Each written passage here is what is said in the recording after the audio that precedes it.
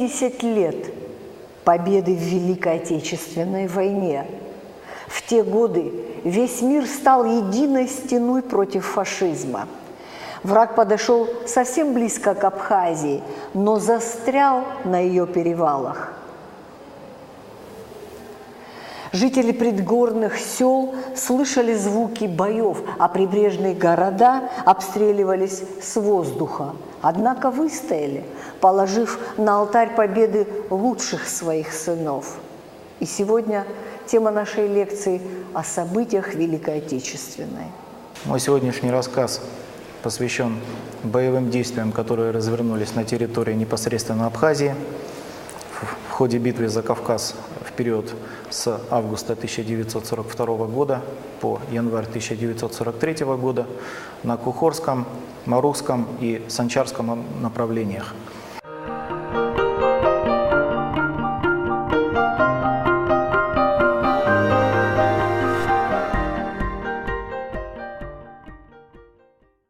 Медвенский Николай Игоревич, абхазский историк, учился в Сухумской средней школе номер 3, студент историко-педагогического факультета Вроцлавского университета, стипендиат правительства Польской Республики.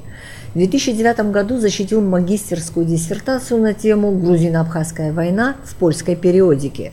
Младший научный сотрудник отдела энциклопедии, отдела политологии и конфликтологии Абиги имени Гулия. Публикуется в газетах «Апсат Гелапсны», «Новый день», «Республика Абхазия», «Сфера научных интересов», «Этнополитические конфликты», «История войн и военного искусства», «Кавказская и польская диаспоры за рубежом». Битва за Кавказ является одной из выдающихся и решающих сражений Великой Отечественной войны, Второй мировой войны.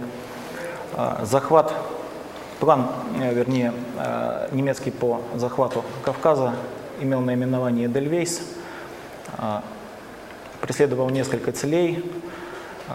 Гитлер планировал выйти к побережью Черного моря, проникнуть в Закавказье, достичь месторождений Майкопской и бакинской нефти. В Майкопском районе нефтеперегоном в то время вырабатывалось свыше 25% нефти запасов Советского Союза, в Грозненском нефтепромышленном районе, соответственно, свыше 70%. Сибирские месторождения были еще тогда не открыты, не освоены. Гитлеру принадлежит фраза, задокументированная о том, что если я не заполучу нефть Кавказа, я буду вынужден прекратить войну. План по захвату Кавказа назывался «Эдельвейс». Немцы планировали наступать по 3 главным операционным направлениям.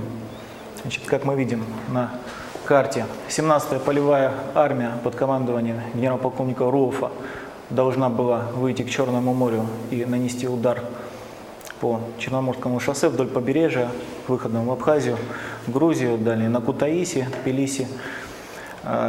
Здесь первая танковая армия Эвальда фон Клейста, соответственно, наступала непосредственно на Моздок, да, Орджоникидзе, сегодняшний Владикавказ, далее на Грозный, на Махачкалу. А вот участок фронта, который нас будет интересовать больше всего. 49-й горнострелковый корпус, немецкий, под командованием Рудольфа Конрада. Вот территория Абхазии. Санчарский, Марухский, Кухорские перевалы. Об этом пойдет мой сегодняшний рассказ, какую роль абхазское направление сыграло в битве за Кавказ. Начнем с того, что, к сожалению, планы немецкого командования в отношении летней кампании 1942 года были вскрыты, я бы не сказал, что в достаточной степени, а можно сказать, что и вообще не вскрыты. Соответственным образом, советское командование слабо отдавало себе отчет в том, что немецкие войска могут проникнуть через перевал Главного Кавказского хребта и выйти к побережью Черного моря. Поэтому угроза с этой стороны недооценивалась, перевалы слабо были подготовлены к обороне, или некоторые из них вообще не были подготовлены к обороне. Более того, на некоторых из них вообще не находилось ни одного советского солдата, соответственно, я об этом скажу несколько позже, немцы взяли их без единого выстрела, потому что стрелять было не по кому. Не производилось в достаточной степени минирование территории, огневые позиции даже тех отрядов, которые находились на перевалах, находились непосредственно на седловине его, да, то есть их можно было легко обойти. Разведка не организовывалась на северных подступах, то есть с северной стороны хребта, поэтому командиры этих частей подразделений, которые находились в горах, имели, мягко скажем, слабое представление о тех силах, которые им противостоят, что в дальнейшем привело к печальным последствиям. В августе 1942 года 49-й горнострелковый корпус начал продвижение к перевалам. В бой шли хорошо обученные части, состоящие из уроженцев горной области Тироль в Австрии, да, или, например, если мы говорим о первой немецкой знаменитой горнострелковой дивизии Эдельвейс, всего их в вермахте было 16, но так уж сложилось по традиции, что почему-то всех немецких горнострелков называют эдельвейсами, хотя это далеко не так. Так вот, эдельвейсовцы, собственно говоря, были великолепно подготовлены к боевым действиям в горах. Они имели специальное снаряжение альпинистское, они имели, например, ботинки, да, с специальными шипами, кошки, ледорубы и так далее, чего, к сожалению, ну, почти не было в наличии у тех советских частей, которые были брошены в бой вот в августе 1942 года против них. Более того, многие солдаты, вы знаете, что советская армия была многонациональная, и в Абхазии, например, мог оказаться уроженец Вологодской области, да, там, или там, из Владивостока, которые не имели вообще ни малейшего представления о том, что такое горы. И как не то что воевать, а передвигаться в горах. Да? И все это, к сожалению, тоже как бы не замедлило сказаться на результатах боев.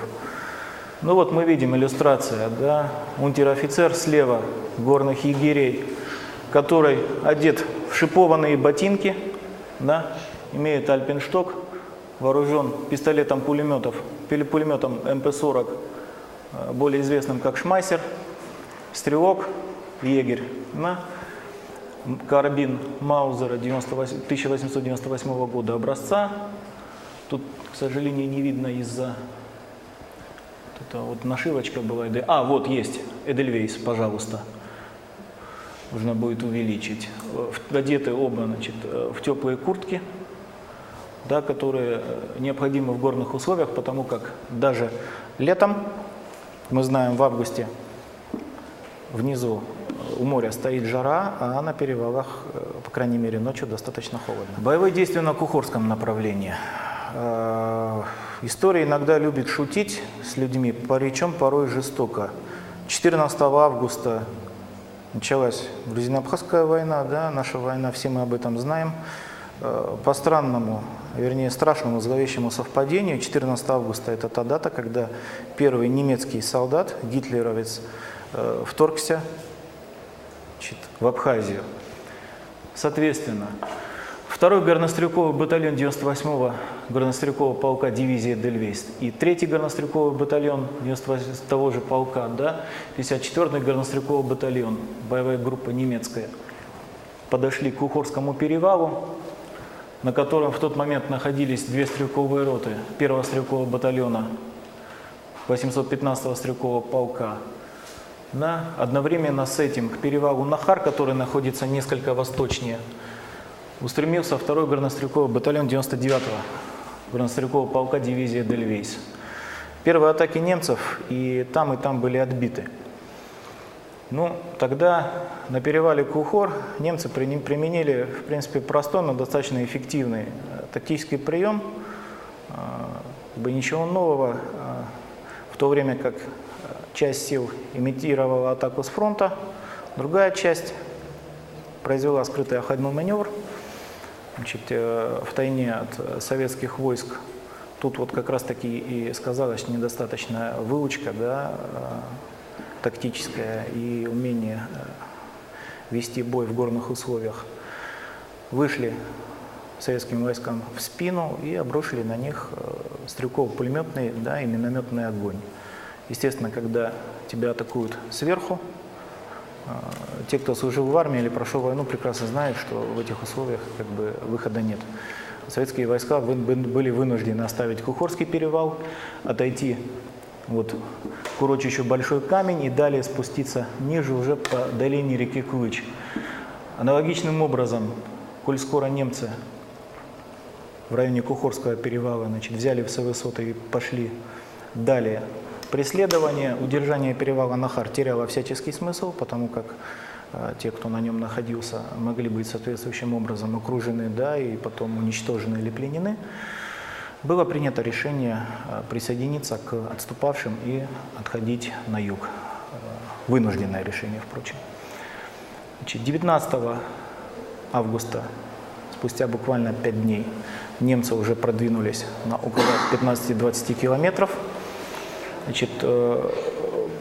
Бой развернулся в узкой теснине, с одной стороны образованная, вот как мы видим на карте, хребтом Клыч, да, с другой стороны вот горной грядой. Здесь показана на карте гора Хутия, но в реальности она находится несколько дальше, да, чем это указано здесь.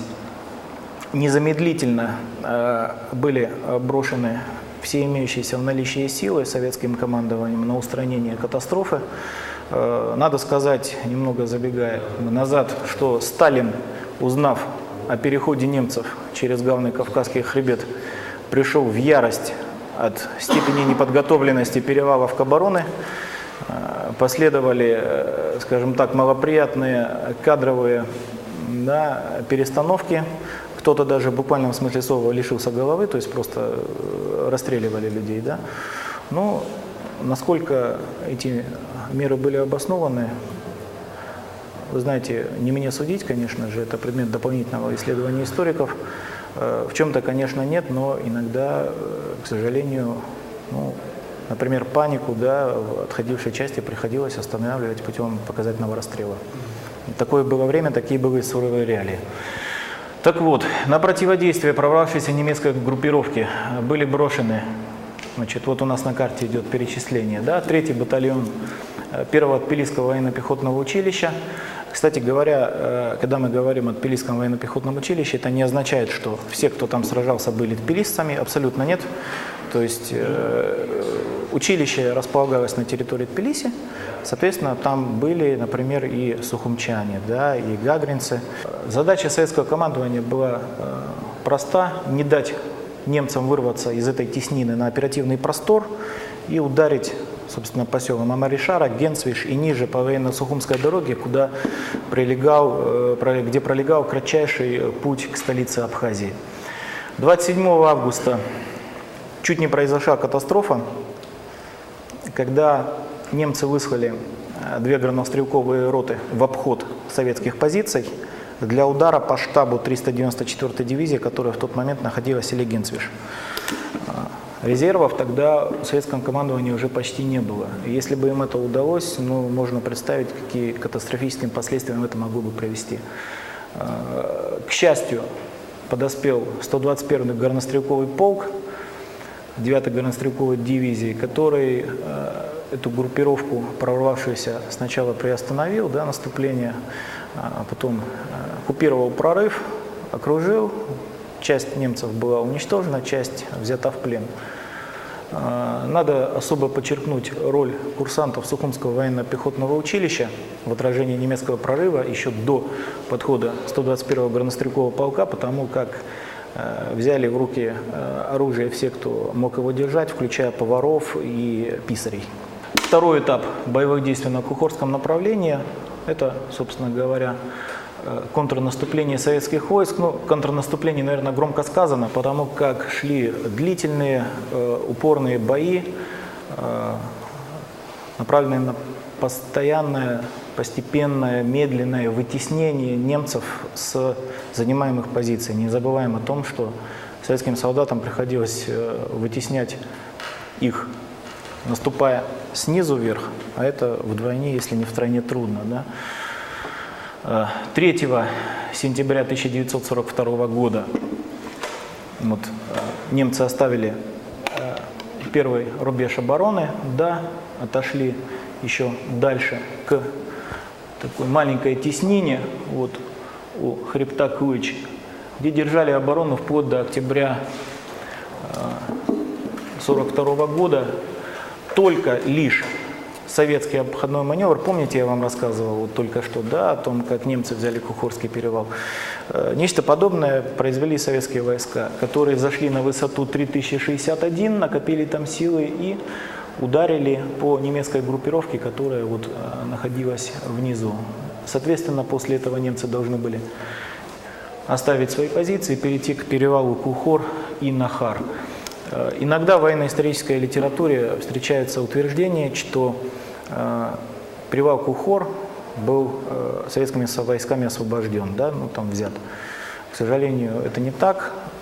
Немцы сами его оставили в январе 1943 года.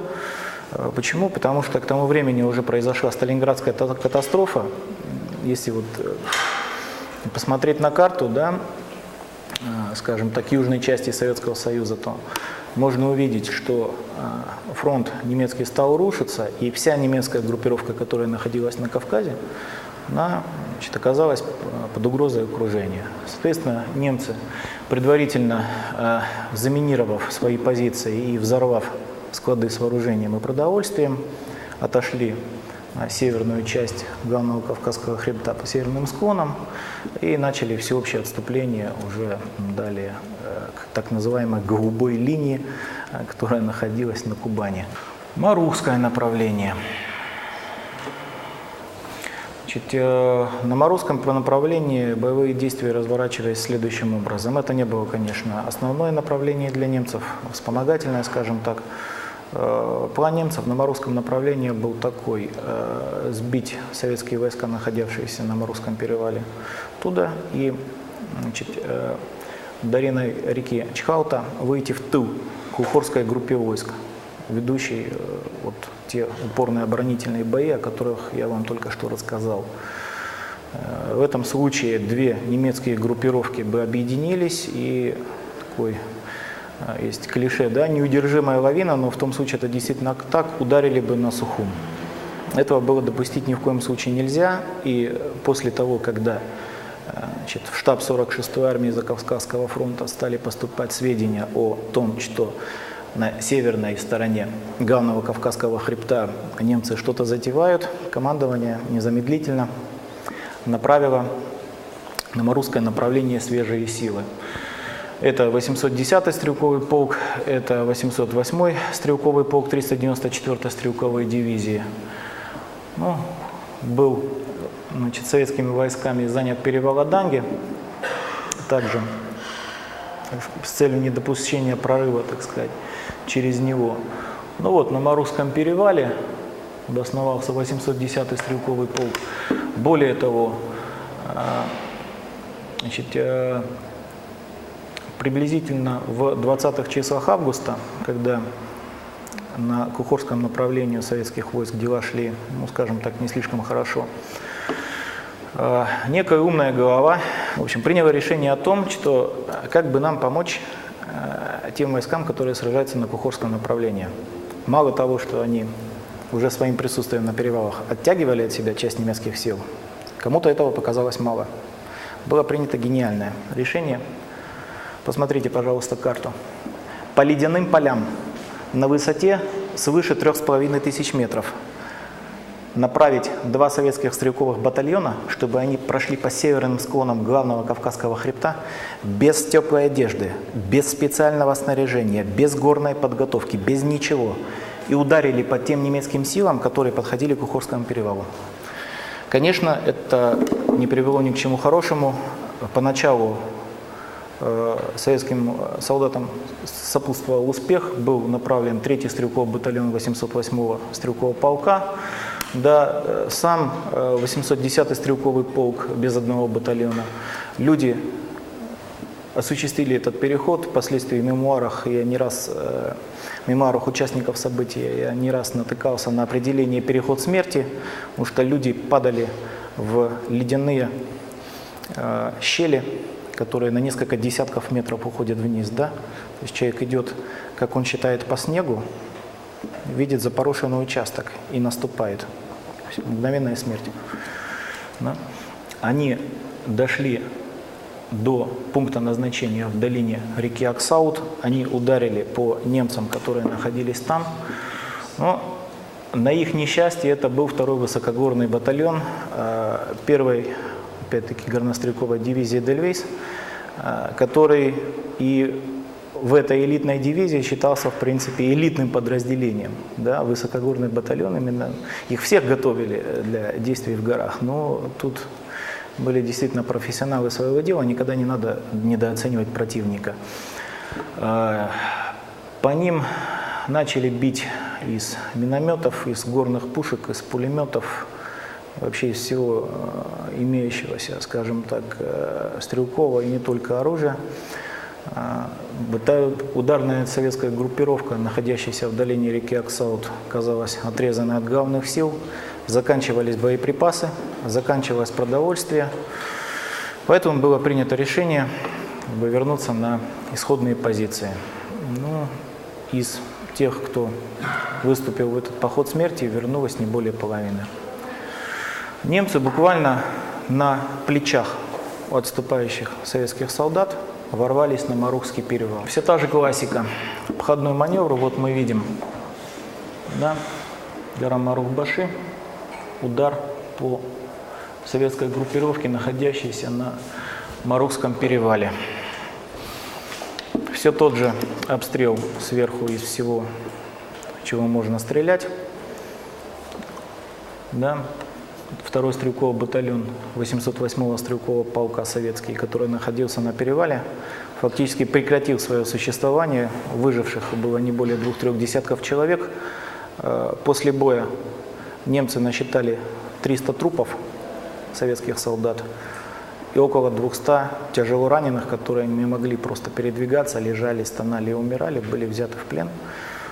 Слава богу, немцы их не расстреляли, отправили в госпиталь. Что с ними стало дальше, тут как бы история умалчивает, можно там проследить, да, судьбу каждого бойца по документам, если кто-то этим будет интересоваться. За взятие Марухского перевала командир 1-й горнострелковой дивизии «Эдельвейс» генерал Хуберт Ланц получил дубовые листья к рыцарскому кресту, высшей военной награде Третьего рейха. То есть можно понять, какое значение немцы придавали выходу, да, на Марухское направление, взятие перевалов. Точно так же, как и на Кухорском направлении, советское командование было вынуждено бросить в бой все имеющиеся средства и силы. Собственно, были направлены стрелковый батальон 107-й отдельной стрелковой бригады, значит, батальон 155-й стрелковой бригады, стрелковый батальон 2-го Тбилисского военно-пехотного училища. Кстати говоря, вот именно в этот момент в составе вот этого стрелкового батальона 2-го Тбилисского военно-пехотного училища сражался Александр Миктатович Тария. Вы все наверняка его, ну если лично не знали, то хорошо о нем много раз слышали. Да? Он, к сожалению, ушел из жизни в этом году, не дожив буквально нескольких месяцев до 70-летия Великой Победы. Но, опять-таки, как и на Кухорском направлении, первоначально имел место некий позиционный пад. Постепенно немцев удалось оттеснить к так называемым воротам Марухского перевала, да, водопада Азырт. Нужно, ладно, или пока еще пусть будет, была освобождена, значит, гора Чвахра, вот она на карте с левой стороны. Как и на Кухоре, немцы оставили эти позиции в январе 1943 года и отошли с них. Обратите внимание на эту фотографию. Она сделана в новом Афоне. Это минометчики 11-го отдельного горнострелкового отряда, которые принимали участие в боевых действиях на Марухском направлении. Это уже после того, как они благополучно вернулись с перевала. Да? То есть фотографии можно заглавить «Выжили». Санчарское направление Значит, тут ситуация сложилась следующим образом. Там не действовало, скажем так, не действовали части первой горнострелковой дивизии Эдельвейс, да. Ошибочно, опять-таки, встречаются утверждения, что там были эдельвейсовцы, но если бы командир дивизии Эдельвейс узнал, что его солдаты, скажем так, работали там, он бы очень сильно удивился. Нет, там были австрийцы преимущественно, да, с немцами из состава 4-й горнострелковой дивизии, того же 49-го горнострелкового корпуса, горячавка она называлась, Энзиан, такой цветок горный.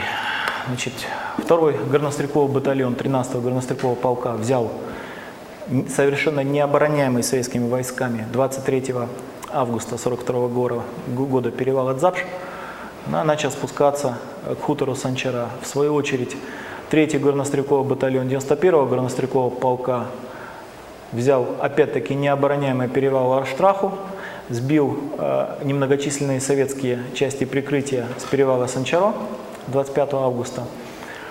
Значит, 26-го они уже оккупировали хутор Санчара и 27-го вошли с боями в Псху. Истребительный взвод состава истребительного батальона Сухумского района, состоящий из местных жителей села Псху и окрестных хуторов, принял бой, но, конечно, народное ополчение – это одно, а профессиональные солдаты вермахта – это несколько другое. В лучшем случае, что они могли сделать, это лишь на какое-то время замедлить продвижение противника, что, кстати говоря, ими было успешно сделано. Но чудес не бывает. Село было оккупировано немцами, переименовано в Айнецбах. Немцы вообще очень любили переименовывать все населенные пункты и топонимы, которые, значит, оказались на территориях немцами же оккупированные. Кстати говоря, один из местных жителей рассказал во время пребывания моего в селе Псху забавную историю, когда к одной из местных жительниц, достаточно молодой тогда женщине, в дом постучал немецкий унтер-офицер. Ну, бедная женщина, скажем так, застыла, да, от страха колени подкосились, ну, понятно, всякое может произойти. Но немец расплылся в улыбке и на достаточно неплохом русском языке сказал: «Здравствуйте, фрау». «Здравствуйте. Фрау меня не помнит?» «Нет, не помню. В то время, когда мы не воевали, и наш фюрер дружил с вашим фюрером, я был в вашем селении Псху в качестве туриста. Фрау угощала нас вкусной картошкой со сметаной, а я фрау принес, там, как из того анекдота, да, млеко, яйки, курка». Ну, таких случаев, это, конечно, случай уникальный, и политика немецких оккупантов на оккупированных территориях общеизвестна. Но война есть война, случается разное, как бы бывало вот и такое, да. О чем это говорит? О том, что немцы задолго до начала войны, задолго до нападения на Советский Союз уже тогда вели разведывательную деятельность в разных районах Советского Союза, в том числе и на Кавказе. Кстати говоря, несколько возвращаясь назад, вот я упоминал неоднократно командира 1-й немецкой горнострелковой дивизии Эдельвейс Хуберта Ланца. Он великолепно владел русским языком, много раз бывал на Кавказе, изучал некоторые кавказские языки и владел, значит, информацией, да, как бы предоставленной ему в том числе некоторыми своими агентами, побывавшими на Кавказе. В частности, даже советские участники боев признаются, что по той стороне были карты не хуже, а может быть и лучше, чем они были у нас. Вот так, ну, как бы к вопросу о разведке.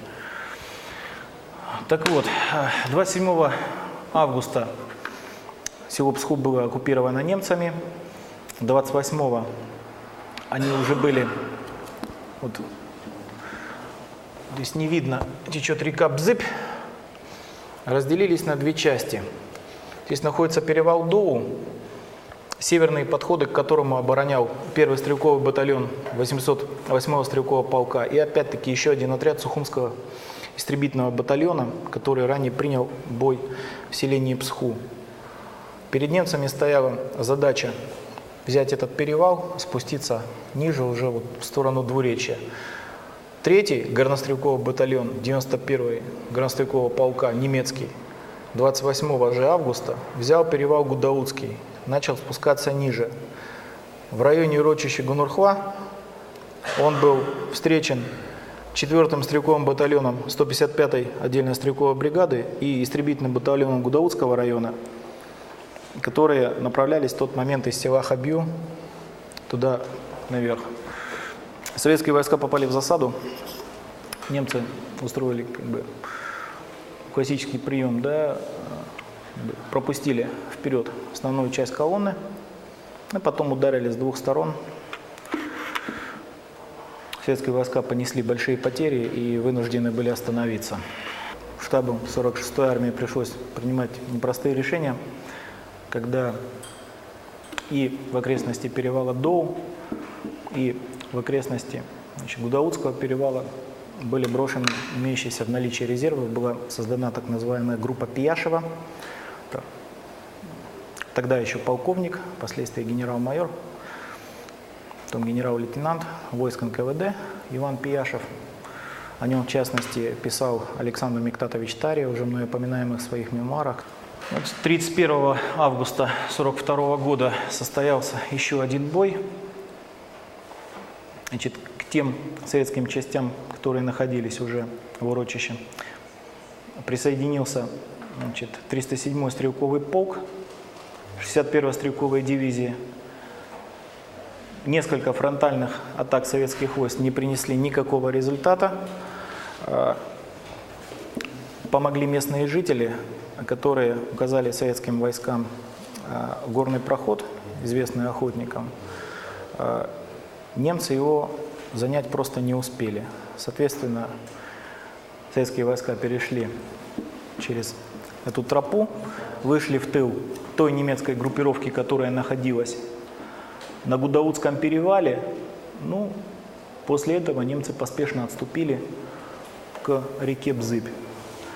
В районе Двуречья полковник Пияшев, который незамедлительно выехал на линию фронта к тем частям, которые были вверены в его командование, встретил, в военно-исторической литературе корректно написано «отступавшие», а на самом деле просто бежавшие с линии фронта, два полка. Значит, это 25-й погранполк НКВД и 2-й сводный стрелковый полк. Под угрозой применения высшей меры наказания за оставление занимаемых позиций, значит, прямо перед строем полков, он потребовал командиров немедленно вернуться на линию фронта и ударить по противнику. Помним о том, что в этот момент, когда регулярные подразделения отступали, у северной подошвы перевала Доу держали оборону мирные жители, да, истребительный батальон, это грозно звучит, но на самом деле это просто народное ополчение, да, грубо говоря. И те остатки советских частей регулярных, которых не добили в селе Псху, прямо скажем. 29.08 оба полка спустились с перевала Доу, ударили по немцам. В это время Гудаутский перевал уже давно им был оставлен. Немцы начали откатываться. Сначала к хуторам, верхняя и нижняя Битага, потом уже к селению Псху. Впрочем, недолго там задержались, потому как, собравшись силами, перегруппировавшись, пополнив запасы, группа Пияшева ударила по немецкой группировке, находящейся в селе Псху. И 8-го был завязан бой, 9 сентября немцев вынудили оттуда уйти. И с тех пор 9 сентября это празднуется как день освобождения села Псху. Немцы отошли к перевалам, начались упорные бои. 16 сентября был освобожден перевал Чамашха. Вот он на карте, его освобождал 25-й погранполк НКВД, который полностью реабилитировался, скажем так, за первоначальный, да, свой позыв. 16-го же был освобожден перевал Чмахара, перевал Санчаро, перевал Адзапш, Алаштраху, вплоть до января 1943 года оставался под контролем немецких войск. Ну, таким образом, подытоживая рассказ о боевых действиях, можно сказать следующее, что на территории Абхазии по всем тем трем направлениям, где немцы планировали осуществить прорыв не был осуществлен, конечно, им не удалось выйти к побережью Черного моря, им не удалось достигнуть поставленных целей, но все это было обильно окуплено кровью солдат, офицеров и многих местных жителей, кстати говоря, которые записывались в истребительные батальоны и гибли. Ценой достаточно напряженных усилий врага удалось сначала остановить, задержать, потом вынудить его отступить к перевалам главного Кавказского хребта, ну и затем уже мы все знаем, что случилось дальше. Враг отошел. Скажите, пожалуйста, есть ли какая-либо причинно-следственная связь между Сталинградским фронтом и исходом битвы за Кавказ? Значит, если посмотреть на карту, то будет видно, что когда обрушился Сталинградский, скажем так, фронт, то есть 6-я армия генерал-фельдмаршала к тому моменту уже Паулюса прекратила свое существование, в немецком фронте образовалась огромная брешь. Соответственно, в случае, если бы советские войска перешли в наступление, они и перешли. 3 января был освобожден Нальчик, и немцы этим очень сильно обеспокоились. Если бы немцы не начали постепенный, впрочем, и планомерный, что им удалось, отход с Кавказа, то, возможно, какую-то часть, если не все, немецкую группировку на Кавказе, это все-таки ни много ни мало группа армия, могла бы постигнуть судьба 6-й армии, то есть котел, и в конечном итоге мы знаем, что получается. Меня интересуют основные переломные моменты, Николай, которые позволили выиграть битву за Кавказ. На мой взгляд, их было два. Первое – это самоотверженные действия бойцов истребительного батальона Сухумского района, гражданских людей, против которых был выставлен полнокровный немецкий горнострелковый батальон.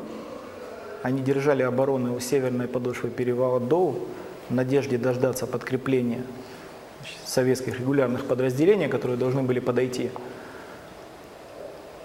Мы помним о том, что именно в этот момент Гудаутский перевал немцами был взят, они спускались уже к селам Хабю, к селам Ачандара, Хабю. И кто знает, если бы немцам тогда удалось пройти через перевал Доу, то есть это был бы удар по двум направлениям, хватило бы резервов у советского командования одновременно противостоять угрозе, и со стороны Доу, и со стороны Гудаутского перевала. Эти люди продержались, эти люди дождались 25-го погранполка НКВД и 2-го сводного стрелкового полка, которые перешли в контратаку и отбросили противника. И второй момент, это возвращаясь несколько к событиям на Кухорском направлении, когда немцы ударили по штабу 394-й стрелковой дивизии, когда я уже говорил о том, что в бой пошли там даже писари, не кухарки, но, скажем так, машинистки и так далее. То есть все, кто мог держать в руках оружие, даже женщины отстреливались. Это задокументировано и не только в мемуарах, есть и в наградных листах, в частности, на некоторых участниц боевых действий.